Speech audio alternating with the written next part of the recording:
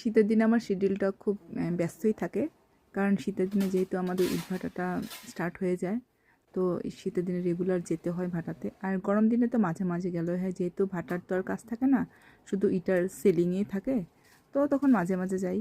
তো আগে তো প্রায় মাঝে মাঝে কিছু ভিডিও রেসিপি শেয়ার করতাম।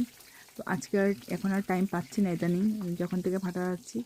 তাও যেহেতু আগে প্রায় করতাম বলে ইচ্ছে করছে কি আজকে একটু একটা রেসিপি শেয়ার করব, যদিও বা এটা সিম্পল একটা মিক্স ভেজিটেবল রেসিপি। তথাপি মানে এই মিক্স ভেজিটেবলটা আমার খুবই অতি প্রিয় একটা রেসিপি, যদি বা সিম্পল হলো। আর এই মিক্স ভেজিটেবলটা আমার বড় ছেলে কিন্তু খেতে খুবই পছন্দ করে।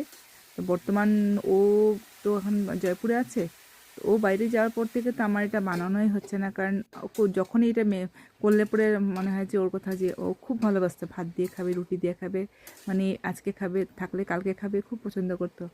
তো আজকাল ওর বানানোই হয় না ও যাওয়ার পর থেকে। তো আজকে অনেক দিন পরে বানালাম, ভাবছি একটু আপনাদের সাথে শেয়ার করব। আর বলতে গেলে এই ভেজিটেবলটা হলে আমার আর তেমন কিছু আর দরকার পড়ে না। আর শীতের দিনে তো ভেজিটেবলটা বানাতে বেশি ভালো, কারণ অনেক ধরনের সবজি পাওয়া যায়।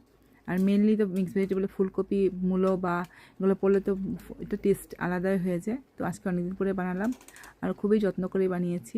একটুকু জল দিইনি, একটু দুধে দিয়েছি জলের জায়গাতে, যেহেতু মিক্স ভেজিটেবলে জলটা না দিলেও হয়। তথাপি এটা বানালে আমি আর অন্য কিছু লাগা না, এটা দিয়ে ভাত খাওয়া বলে একটু করে ঝোল ঝোল করে বানাই, তার জন্য ওইটার জলের পরিবর্তে একটু করে দুধ দিয়ে দিই, আর সাথে একটু ঘিও অ্যাড করে দিয়েছি। তো এটা আজকে খুব মজা করে ভাত খাবো।